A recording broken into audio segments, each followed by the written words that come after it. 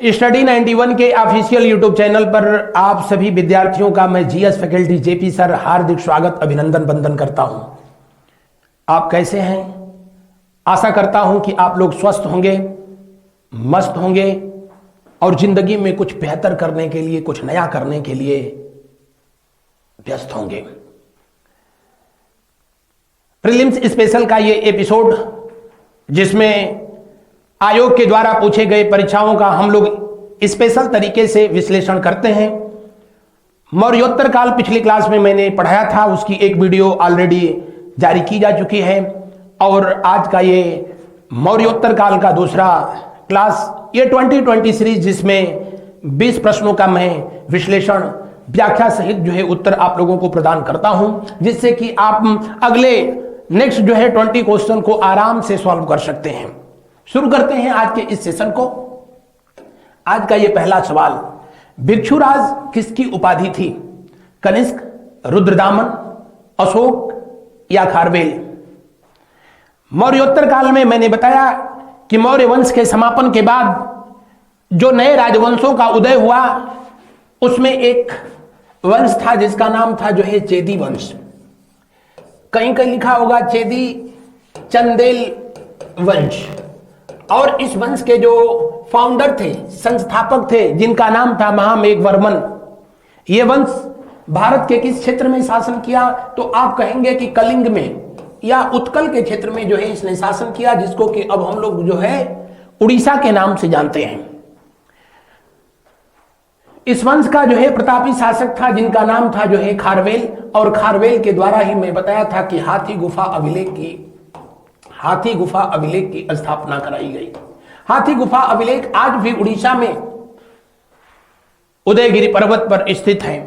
इस वंश के शासक खारवेल को ही भिक्षुराज के नाम से जो है जाना जाता था। किस नाम से जो है जाना जाता था? भिक्षुराज के नाम से जाना जाता था। इनका पूरा नाम ही था क्या? भिक्षुराज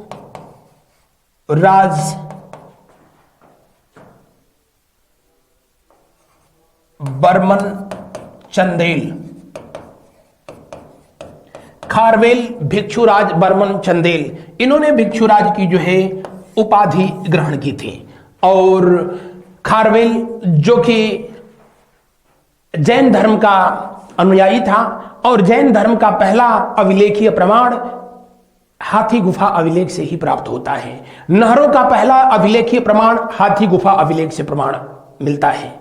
या आपसे पूछे भारतवर्ष का पहला जो है लिखित अभिलेखीय प्रमाण कहां से मिलता है? हाथी गुफा अभिलेख से प्राप्त होता है। किसके द्वारा स्थापित कराया गया या बनवाया गया था? खारवेल के द्वारा जो है स्थापित कराया गया था। कनिष्क, जिसको कि मैं बताया था, ये कुषाण वंश के जो है प्रतापी शासक थे। कुषाण वंश के प्रतापी शासक थे जिनके द्वारा शक संवत की जो है शुरुआत की गई थी। रुद्रदामन जो कि शक वंश का जो है राजा था, और इन्हीं के द्वारा गिरनार अभिलेख की जो है स्थापना कराई गई। सम्राट को अशोक बताने की जरूरत नहीं कि सम्राट अशोक जो है मौर्य वंश के जो है शासक थे। बढ़ते हैं हम लोग अगले प्रश्न की ओर। उससे पहले बता दें कि दिए हुए प्रश्न का कौन सा विकल्प सही है। अंतिम विकल्प सही है। अगला प्रश्न देखते हैं। वितस्ता युद्ध में पराजय के पश्चात किसके आग्रह पर पोरस ने सिकंदर के सामने आत्मसमर्पण कर दिया? सिकंदर, अलेक्जेंडर, जो कि मूल रूप से यूनान का रहने वाला व्यक्ति था, और सिकंदर का भारत पर आक्रमण हुआ था कब? 326 ईसा पूर्व में। कब आक्रमण हुआ? 326 ईसा पूर्व में। हालांकि ये मौर्योत्तर काल की घटना नहीं है, लेकिन फिर भी प्रश्न दिया है तो मैं बता देता हूं। सिकंदर, जिसको तक्षशिला के शासक आम्भी के द्वारा जो है सहयोग प्राप्त हुआ था।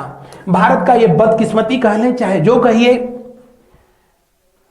भारत पर जब जब विदेशी आक्रांताओं ने आक्रमण किया, उनकी सफलता के पीछे किसी न किसी भारतीय व्यक्ति का हाथ रहा। या कह लें कि किसी भारतीय व्यक्ति की गद्दारी की वजह से ही विदेशी शक्तियां भारत में सफल हुई, चाहे उस समय चाहे इस समय।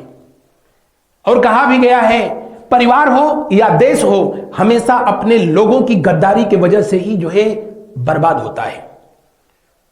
सिकंदर ने विश्व विजय का सपना लेकर के जब भारत में जो है भारत की तरफ चला, तो तक्षशिला जो वर्तमान रावलपिंडी का क्षेत्र है, तब जो है भारत का ही अंग हुआ करता था, अब तो ये पाकिस्तान में पड़ता है। वहां का स्थानीय शासक आम्भी ने सिकंदर की मदद की थी। हालांकि झेलम नदी के तट पर, जिसे हमारे वेदों में वितस्ता कहा गया, जिसको यूनानियों ने हाइडेस्पीज कहा, हाइडेस्पीज का युद्ध जो कि 326 ईसा पूर्व में हुआ, और इसी युद्ध में जो है पोरस ने बड़ी वीरता से जो है युद्ध किया। हालांकि यूनानी साहित्यकारों ने लिखा कि पोरस हार गया, और हार गया तो सिकंदर इतना जो है महान था कि उसका हारा हुआ क्षेत्र जो है उसको दे दिया। अगर सिकंदर इतना उदार रहा होता तो यूनान से भारत आया ही नहीं होता। बहरहाल उस समय के इतिहासकारों की स्थिति भी बिल्कुल वैसी थी जैसे आज मीडिया के लोगों की है, जिसका खाते हैं उसी का गाते हैं। वो भी जिसका खाते थे उसी का गाते थे। उन्होंने लिखा कि पोरस की वीरता से इतना प्रभावित हुआ सिकंदर कि उसका जीता हुआ साम्राज्य उसको जो है दे दिया। बहरहाल सिकंदर के सामने आत्मसमर्पण करने के लिए मेरूस के द्वारा जो है सलाह दी गई थी पोरस को। इस तथ्य का भी उल्लेख किया है, किन लोगों ने इस तथ्य का उल्लेख किया है? यूनानी इतिहासकारों ने। और मेरूस इनका अमात्य मतलब मंत्री था या सेनापति था, इस बात को लेकर के जो है संशय है। लेकिन इसी मेरूस के जो है सलाह पर पोरस ने सिकंदर के सामने आत्मसमर्पण कर दिया था। तो दिए हुए प्रश्न का कौन सा विकल्प सही होगा? जी हां, तीसरा विकल्प सही होगा। वितस्ता युद्ध, या इसी को कहते हैं झेलम नदी का युद्ध, झेलम नदी का युद्ध, या इसी को जो है कहते हैं क्या, इसी को हाइडेस्पीज युद्ध के नाम से भी जानते हैं। हाइडेस्पीज युद्ध के नाम से जो है जानते हैं। बढ़ते हैं अगले प्रश्न की ओर। उससे पहले बता दूं कि सिकंदर की सेना ब्यास नदी को पार करके आगे बढ़ने से मना कर दिया, तो सिकंदर जो है विश्व विजय का सपना लेकर के वापस चला गया और 323 ईसा पूर्व में बेबीलोन में चले गए दुनिया से। अगला प्रश्न देखिए, प्राचीन भारतीय इतिहास में किसे भ्रष्टि राज प्रतिष्ठापक कहा गया है? आपके विकल्प हैं अशोक, बिंदुसार, कनिष्क या रुद्रदामन। तो सबसे पहले तो जो है बता दें, मौर्योत्तर काल पढ़ा रहे हैं तो अशोक तो मौर्योत्तर काल के जो है ये शासक है ही नहीं, बिल्कुल नहीं है। इनके जगह पर आप लिख सकते हैं ईश्वर सेन। ईश्वर सेन, ईश्वर सेन जिन्होंने की आभीर वंश की स्थापना किया था। कौन सा वंश? आभीर वंश की स्थापना किया था। इसी वंश के राजाओं ने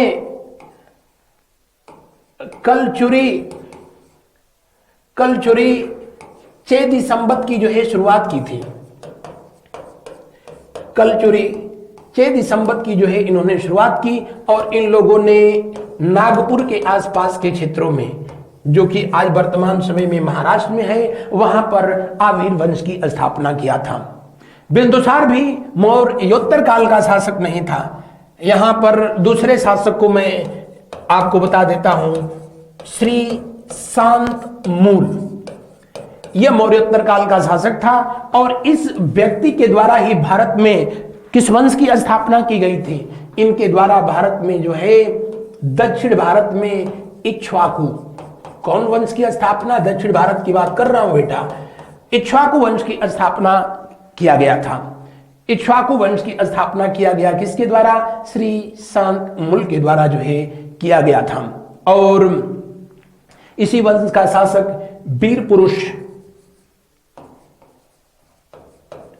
जिसने नगार्जुनियम अभिलेख की जो है स्तूप की जो है स्थापना कराई थी।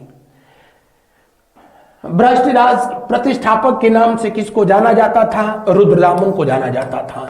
रुद्रदामन किस वंश के जो है शासक थे? शक वंश के जो है शासक थे। किस वंश के शासक थे? शक वंश के जो है शासक थे। कौन? रुद्रदामन। और मैंने बताया आप लोगों से कि रुद्रदामन के द्वारा ही गिरनार अभिलेख की जो है स्थापना कराई गई थी। इनके द्वारा ही वहां पर सुदर्शन झील का जीर्णोद्धार कराया गया था। दिए हुए प्रश्न का अंतिम विकल्प सही है। कनिष्क कुषाण वंश के महान शासक थे। अगला प्रश्न को देखते हैं। कुछ प्रश्न ज्यादा ही अच्छा है।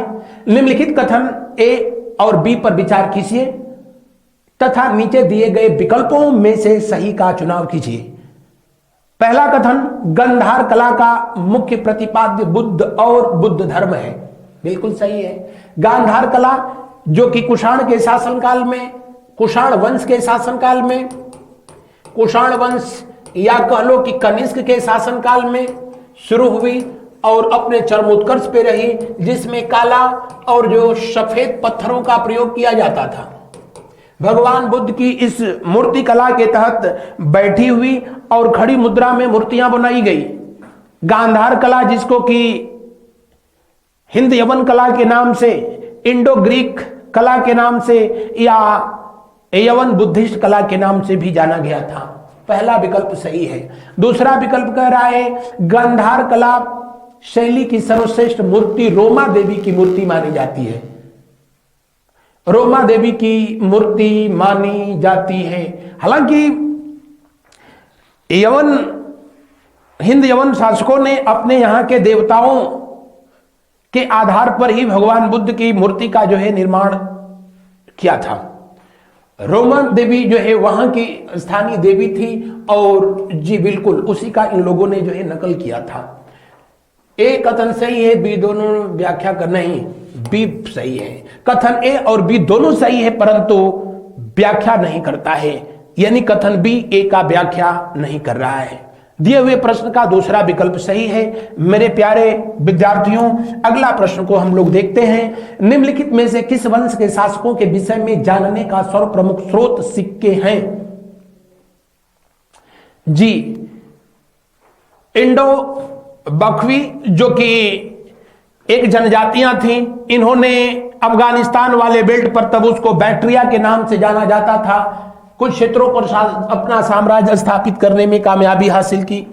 इंडो यूनानी वही थे, इंडो सिथियन कुषाण वंश के जो है लोग, जिसके संदर्भ में बाकायदे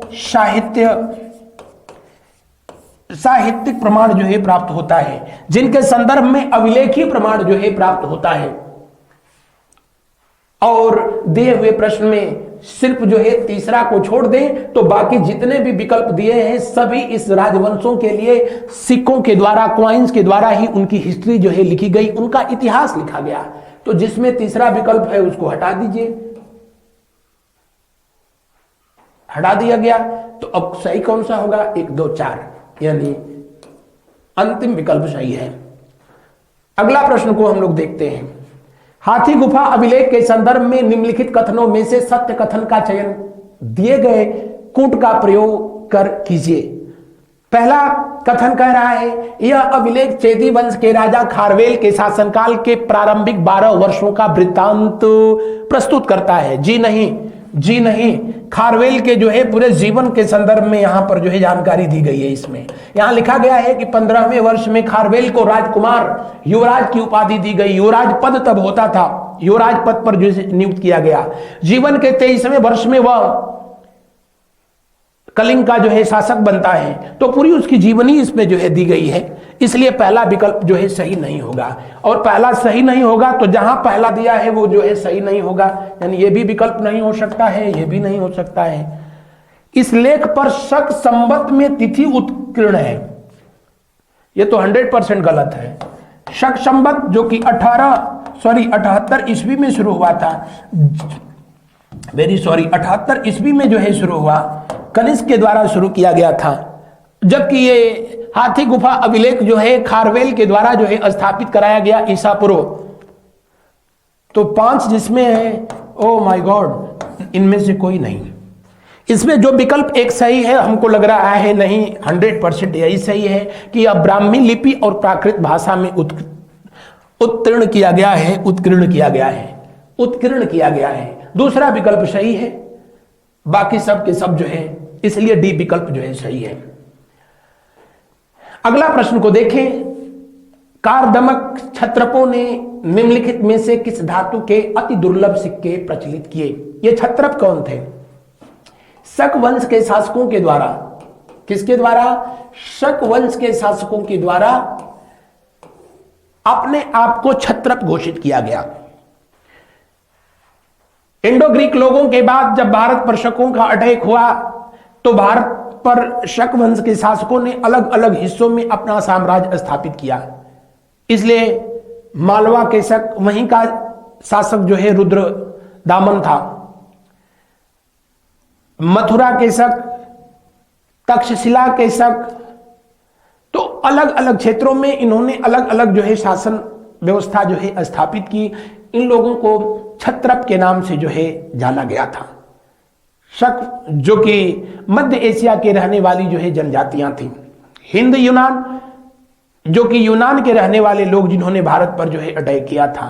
पार्थियन जो कि ईरान के रहने वाले थे। और कुषाण जो कि चाइना के रहने वाली यूची जनजातियों से संबंधित थे। क्षत्रपों के द्वारा अति दुर्लभ सिक्के जो जारी किए गए वो जो है सिल्वर क्वाइन जो है जारी किए गए थे। कौन से? सिल्वर क्वाइन जो है जारी किए गए। दिए हुए प्रश्न का जो है दूसरा विकल्प सही है। अगला प्रश्न को हम लोग देखते हैं। गांधार कला शैली एक संश्लेषण है। गांधार कला शैली जिसको इंडो ग्रीक शैली, जिसे ग्रीक बुद्धिस्ट शैली के नाम से जाना गया, और ये किन दो मूर्ति कलाओं का जो है एक सम्मिश्रण है, संश्लेषण है। तो आप कहेंगे कि भारतीय और यूनानी कला का। दिया हुए प्रश्न का जो है डी विकल्प 100% सही है। और ये गांधार मूर्ति कला जो है किस धर्म से संबंधित थी? तो सिर्फ और सिर्फ जो है किस धर्म से संबंधित थी? बौद्ध धर्म से। कौन सा धर्म? बौद्ध धर्म। भगवान बुद्ध की इसमें खड़ी मुद्रा में और बैठी हुई मुद्रा में जो है मूर्तियां सबसे अधिक जो है बनाई गई थी। जबकि मथुरा कला यह भी कुषाण वंश के शासकों के शासनकाल में अपने अस्तित्व में आई। लेकिन मथुरा कला के अंतर्गत भगवान बुद्ध यानी बौद्ध धर्म, जैन धर्म, हिंदू धर्म यानी दूसरे धर्म के देवताओं की भी जो है मूर्तियां बनाई गई। लेकिन गांधार कला में सिर्फ और सिर्फ किसका? भगवान बुद्ध का। दिए हुए प्रश्न का कौन सा विकल्प सही होगा? दिए हुए प्रश्न का जी हां डी विकल्प जो है सही होगा। बढ़ते हैं अगले प्रश्न की ओर। अगला प्रश्न को देखते हैं। शक संवत पर आधारित राष्ट्रीय पंचांग का चैत्र ग्रेगोरियन कैलेंडर पर आधारित 365 दिन के सामान्य वर्ष की निम्नलिखित तिथियों में से किस एक के तद्रूप है? अच्छा, शक संवत मैंने बताया था कि कनिष्क का जो है राज्याभिषेक इसी वर्ष हुआ था। हालांकि कुछ पुस्तकों में लिखा गया कि नहीं, ये उसका जो है डेट ऑफ बर्थ था, डेट ऑफ ईयर था, यानी उसका जो है जन्म वर्ष था। लेकिन कनिष्क के शासनकाल में ही 78 ईस्वी में शक संवत की शुरुआत होती है। और इसे 22 मार्च, कब? 22 मार्च वर्ष 1957 को भारत सरकार के द्वारा अपना राष्ट्रीय कैलेंडर जो है घोषित कर दिया गया, जो कि चंद्रमा की गतियों पर आधारित है। किस पर आधारित है? चंद्रमा की गतियों पर आधारित है। ग्रेगोरियन कैलेंडर जो कि यूनान के लोगों के द्वारा बनाया गया और यह पृथ्वी और सूर्य की गति पर आधारित है। हिंदी वर्ष का जो प्रथम महीना होता है जिसको चैत कहते हैं, और चैत हमेशा जो है या तो 21 मार्च को पड़ेगा। 21 मार्च को कब? जब अधिवर्ष होता है। अधिवर्ष यानी लिप ईयर। अधिवर्ष वो वर्ष जिसमें फरवरी जो है 29 दिन की होती है। तो अधिवर्ष में ये शक संवत या कह लो हिंदी महीने की शुरुआत 21 मार्च को होती है। और जो सामान्य वर्ष होते हैं इसमें जो है ये कब शुरू होता है? 22 मार्च को जो है शुरू होता है। कब? सामान्य वर्ष में 1957 में 22 मार्च को ही इसको जो है स्वीकार किया गया था। तो ये कह रहा है कि निम्नलिखित तिथियों में से किस एक के जो है अनुसार है ये? जी हाँ, अभी तो मैंने बताया।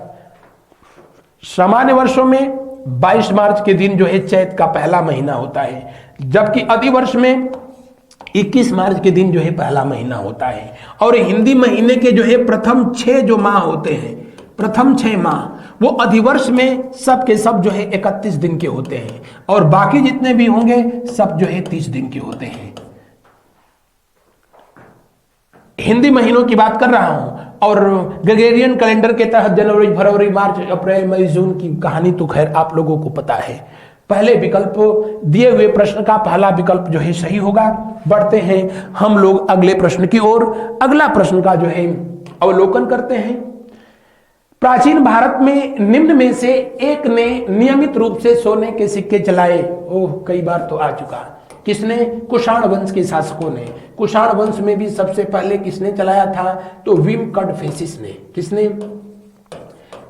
विम कड़फेसिस के द्वारा जो है इसे चलाया गया था। कुषाण वंश के लोगों ने चलाया।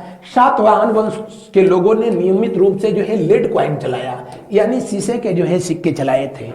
शक वंश के शासकों का अति दुर्लभ जो है चांदी के सिक्के बहुत कम मात्रा में जो है प्राप्त होते हैं। पार्थियन थे, इस बारे में सोचे ही नहीं। नियमित रूप से गोल्डन क्वाइन किन लोगों ने चलाया था? कुषाण वंश के लोगों ने चलाया था।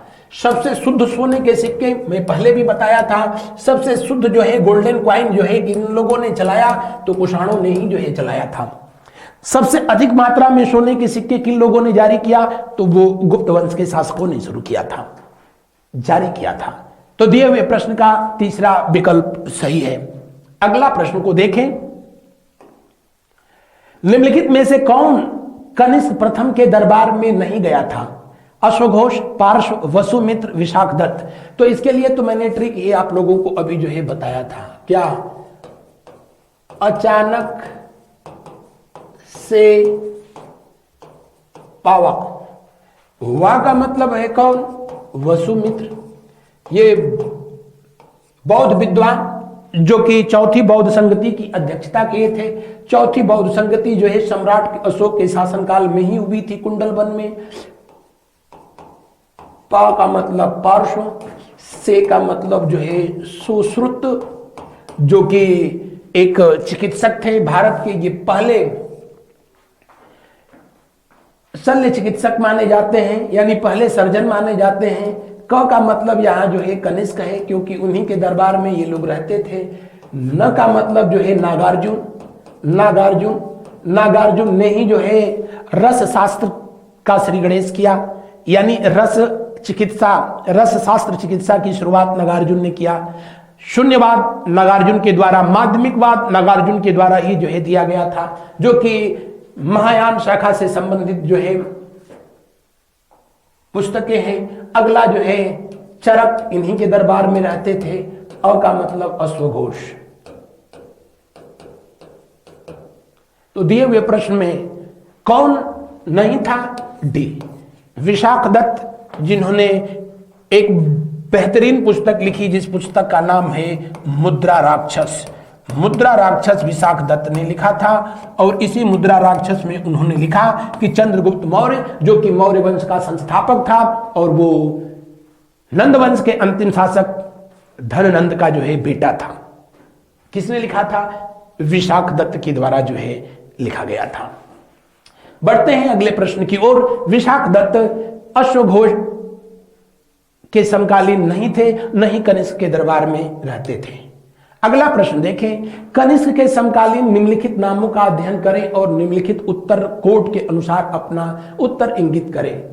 कालिदास जी, कालिदास जी चंद्रगुप्त विक्रमादित्य, किसके? चंद्रगुप्त विक्रमादित्य के दरबार में रहते थे, यानी गुप्त वंश से जो है संबंधित हैं। कंबन, जिन्होंने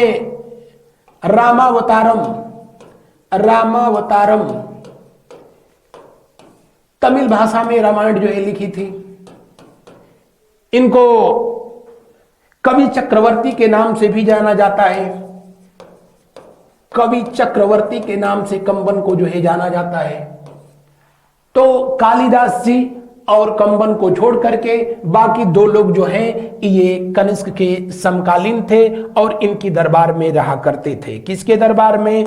जी हां, कुषाण वंश के शासक कनिष्क के दरबार में रहते थे।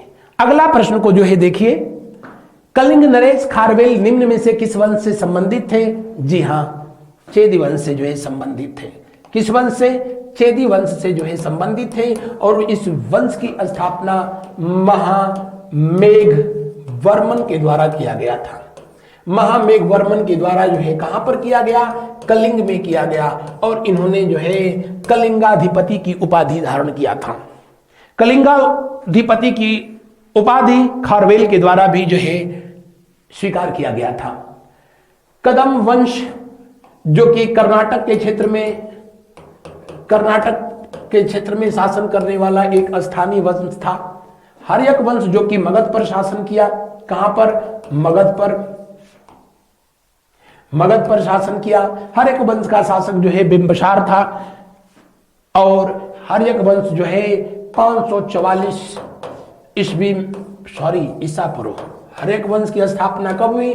544 ईसा पूर्व में। किसके द्वारा? बिंबिसार के द्वारा जो है किया गया था।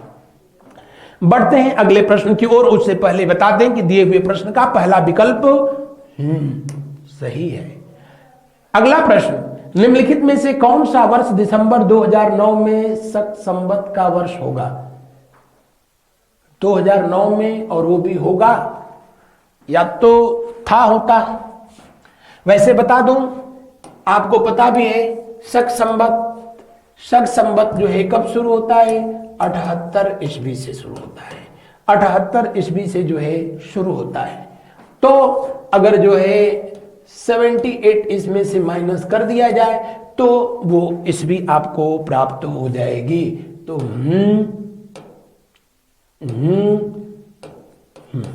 यानी दिए हुए प्रश्न का जो है कौन सा विकल्प होगा? पहला सही होगा। पहला विकल्प जो है 100% सही होगा। ईस्वी से 78 जो है माइनस कर दीजिए, हमेशा जो है वो शक संवत आपको जो है प्राप्त हो जाएगा। शक संवत में 78 को जोड़ दीजिए, वो ईस्वी जो है आपको प्राप्त हो जाएगा। बढ़ते हैं अगले प्रश्न की ओर। अगला प्रश्न देखिए, विक्रम एवं शक संवत में कितना अंतर होता है वर्षों में? विक्रम संवत की स्थापना जो है 57 ईसा पूर्व में हुई थी। 57 ईसा पूर्व में हुई थी। वहां के शासक विक्रमादित्य के द्वारा शकों को पराजित करके विक्रमादित्य की उपाधि जो है धारण की गई और विक्रम संवत की जो है शुरुआत किया गया था। शकों को ही पराजित करके कनिष्क के द्वारा कहा जाता है कि शक संवत की जो है शुरुआत की गई।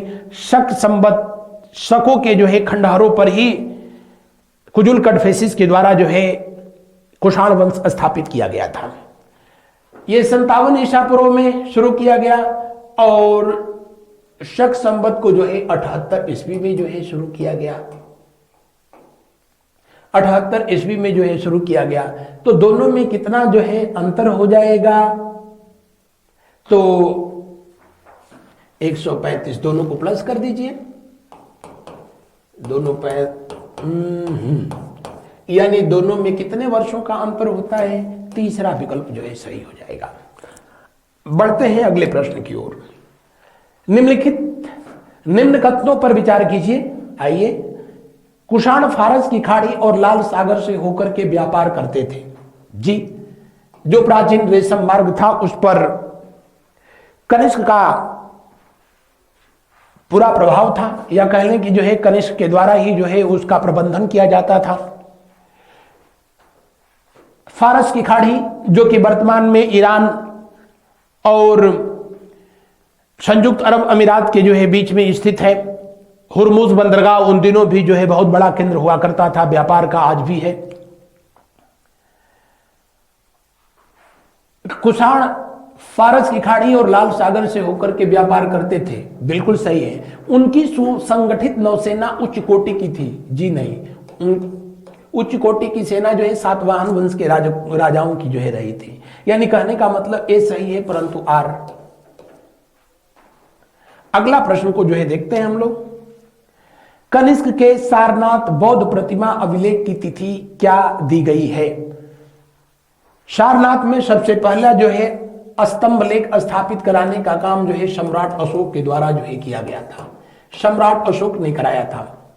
सारनाथ में जो सम्राट अशोक का अभिलेख है, स्तंभ लेख है, उसके ऊपर 4 सिंह एक दूसरे की तरफ जो है पीठ करके जो है बैठे हुए दिखाई दिए हैं, इसलिए इसको सिंह चतुर्भुज के नाम से जो है जाना जाता है। भारतीय संविधान पर चित्रकारिता करने के लिए जिस व्यक्ति को ये जिम्मेदारी दी गई थी, चित्रकारिता की जिम्मेदारी जिनको दी गई थी, उनका नाम था नंदलाल बोस। नंदलाल बोस के सलाह पर ही इसे भारत का राष्ट्रीय चिन्ह जो है घोषित किया गया 26 जनवरी 1950 को। यहां पर सारनाथ में ही चौखंडी स्तूप स्थित है। सारनाथ में ही धमेक स्तूप स्थित है। अशोक के बाद के शासकों ने जो है इन जगहों पर स्तूप और जो है अपने शिलालेख स्थापित कराने का काम किया। चूंकि कनिष्क भी बौद्ध धर्म का मतावलंबी था, महायान शाखा को सबसे अधिक जो है प्रश्रय देने का काम कनिष्क ने ही किया था। और यहां पर सम्राट अशोक के द्वारा जो तीर्थ स्थल बनाया गया था सारनाथ, वहां पर इसने जो अपना अभिलेख जो है अंकित कराया है, उसकी तिथि जो है 81 ईस्वी जो है दिया गया है। क्या दिया गया है? 81 दिया गया है। सारनाथ की खोज जो है करने का काम जो है, अशोक के अभिलेखों को खोजने का काम जिसने किया था, जिस व्यक्ति ने, उसका नाम था क्या? उसका नाम था फ्रेडरिक आस्कर। फ्रेडरिक आस्कर, जो वहां पर स्तूप था, उस स्तूप को खुदाई में इन्होंने ही जो है सबसे पहले फ्रेडरिक आस्कर ने जो है प्राप्त किया था। कहा जाता है फ्रेडरिक आस्कर जो कि जर्मनी के रहने वाले थे और उन दिनों भारत में एक इंजीनियर के रूप में काम करते थे ब्रिटिश हुकूमत में। उन्हीं दिनों भारत में लॉर्ड कर्जन के टाइम पीरियड में इंडियन आर्कियोलॉजिकल डिपार्टमेंट यानी भारतीय पुरातत्व विभाग की स्थापना हुई थी, जिसमें ये इंजीनियर के रूप में काम करते थे। और अशोक के द्वारा वहां स्थापित स्तूप की खोज सबसे पहले उन्होंने ही किया। लेकिन स्तंभ की अगर जो है पूछा जाए तो आरएल स्टाइन ने किया था। स्तंभ वहां पर अशोक स्तंभ जो है, अशोक स्तंभ लेख, इसकी खोज किया था आरएल स्टाइन ने। जबकि जो स्तूप है उसकी खोज जो है फ्रेडरिक आस्कर के द्वारा जो है किया गया था। बढ़ते हैं हम लोग अगले प्रश्न की ओर।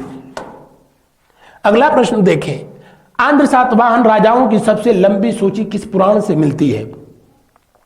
आंध्र सातवाहन वंश जिसकी स्थापना सिमुक के द्वारा किया गया था। किसके द्वारा किया गया? सिमुक के द्वारा जो है किया गया था। कब? 30 ईसा पूर्व में। और यहां से लेकर लगभग 250 ईस्वी तक ये जो है राजवंश चला था। शिमुक वंश के शासकों ने स्वयं को दक्षिणापथ स्वामी के नाम से संबोधित किया। दक्षिणापथ स्वामी किस वंश के राजाओं ने? सातवाहन वंश के राजाओं ने दक्षिणापथ स्वामी के नाम से जो है संबोधित किया। अपने को सागरों का स्वामी के नाम से भी जो है संबोधित किया। इन्हीं लोगों ने भारत में सबसे पहले, मैं कितनी बार बता दिया कि लेड कॉइन को जो है चलन की मुद्रा जो है बनाया। तो दिए हुए प्रश्न में पूछ रहा है कि आंध्र सातवाहन वंश के राजाओं की सबसे लंबी सूची किसमें मिलती है? मत्स्य पुराण में मिलती है। किसमें मिलती है? मत्स्य पुराण में मिलती है। आपको जानकारी के लिए बता दें कि भारत में कुल कितने पुराण जो है लिखे गए हैं? जी हां, कुल 18 पुराण लिखे गए हैं। कितने पुराण लिखे गए हैं? 18 पुराण लिखे गए हैं, जिनमें विभिन्न राजवंशों की जो है जानकारी और वंशावलियों का जो है उल्लेख किया गया है। मत्स्य पुराण में सातवाहन वंश के राजाओं की जानकारी हम लोगों को प्राप्त होती है। बढ़ते हैं हम लोग अगले प्रश्न की ओर। गुप्त वंश के राजाओं की जो है जानकारी इससे मिलती है, वायु पुराण से। गुप्त वंश के शासकों की जानकारी, इन पुराणों को फाइनली जो वर्तमान स्वरूप में लिखा गया था गुप्त वंश में ही कहा जाता है कि पुराणों की जो है और उपनिषदों की वर्तमान जो स्वरूप है रचना हुई थी। विष्णु पुराण से जो है मौर्य वंश के संदर्भ में भी जानकारी मिलती है, लेकिन आंध्र सातवाहन वंश मत्स्य पुराण से प्राप्त होता है। अगला प्रश्न देखें हम लोग, विक्रम संवत कब से प्रारंभ हुआ? बता दिए 57 ईसा पूर्व से विक्रमादित्य की उपाधि जो है धारण किया वहां का स्थानीय शासक, जिनका नाम भी जो है विक्रम था। और उसके बाद से विक्रमादित्य का जो है उपाधि इतना जो है प्रचलित हो गई, या गले इतना लाइमलाइट हुई कि भारत में कुल जो है 14 राजाओं ने विक्रमादित्य की उपाधि धारण किया था। अंतिम विक्रमादित्य था हेमू, जिनका वास्तविक नाम था हेमचंद्र, जो कि मुगल वंश के शासक सम्राट अकबर के खिलाफ पानीपत के दूसरे युद्ध में युद्ध करते हुए वीर गति को प्राप्त हुए थे। वो अंतिम विक्रमादित्य थे। ये पहले विक्रमादित्य थे लेकिन सर्वाधिक जो फेमस विक्रमादित्य हुए वो चंद्रगुप्त विक्रमादित्य, जो कि गुप्त वंश के शासक थे। शकों को पराजित करके विक्रमादित्य की उपाधि धारण की गई और 57 ईस्वी में जो है 57 ईसा पूर्व में विक्रम संवत की जो है शुरुआत की गई, जबकि 78 ईस्वी में शक संवत की शुरुआत हुई थी। अगला प्रश्न देखें, ये इस सेशन का अंतिम प्रश्न होगा। ये 2020 सीरीज है जिसमें हम लोग अधिकतम 20 प्रश्नों का जो है व्याख्या सहित अध्ययन करते हैं और इस तरह से अध्ययन करते हैं कि एक प्रश्न से कम जो है अन्य 10 प्रश्नों का उत्तर दिया जा सके। अंतिम प्रश्न, जो कला शैली भारतीय और यूनानी ग्रीक आकृति का सम्मिश्रण है उसे कहते हैं? शिखर, वीरा, गांधार या नागर? नागर कला शैली यह जो है मंदिर निर्माण शैली है, मंदिरों का निर्माण। और जो नागर शैली में मंदिर बनाए जाते हैं, स्पेशली जो है नॉर्थ इंडिया, उत्तर भारत के जो मंदिर होते हैं जो कि एक ऊंचाई पर जाने के बाद जो है शंक्वाकार हो जाते हैं, वो नागर शैली है। दक्षिण भारत के जो मंदिर बनाए जाते हैं वो द्रविड़ शैली होती है, जो जमीन से ही जैसे जैसे ये ऊपर जाएंगे वो धीरे धीरे वो जो है शंक्वाकार होते जाएंगे, कोनिकल जो है होते चले जाते हैं। यह मंदिर निर्माण की कला है।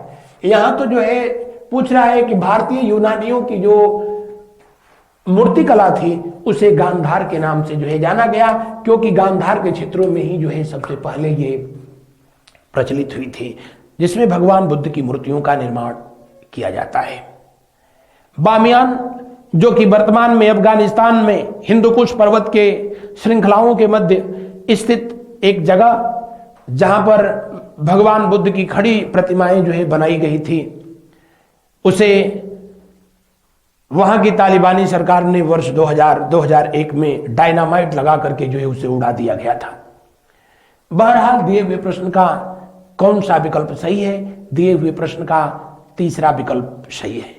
तो यह था आज का मेरा सेशन मौर्योत्तर काल से संबंधित। आपको यह सेशन कैसा लगा आप कमेंट करके जो है जरूर अपने विचार हमें बताएं। मैं पढ़ता भी हूं, यथा उचित उस पर रिप्लाई भी करता हूं। आज के इस सेशन में बस इतना ही। थैंक यू, धन्यवाद, शुभ रात्रि, शुभ रात्रि।